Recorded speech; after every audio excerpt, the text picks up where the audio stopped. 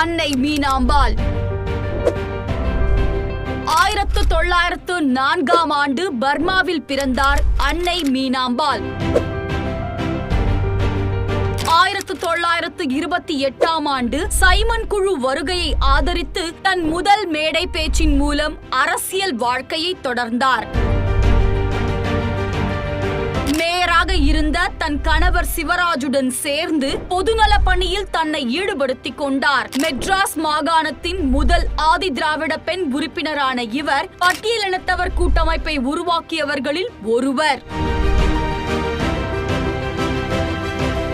தமிழ், தெலுங்கு, இந்தி, ஆங்கிலம் போன்ற மொழிகளை கற்றுத் தேர்ந்த போதிலும் தாய்மொழி உணர்வினால் இந்தி திணிப்பு போராட்டத்தில் கலந்து கொண்டார். 1944 மெட்ராஸில் பட்டியலினத்தவர் கூட்டமைப்பின் சார்பாக பெண்கள் மாநாட்டை கூட்டினார்.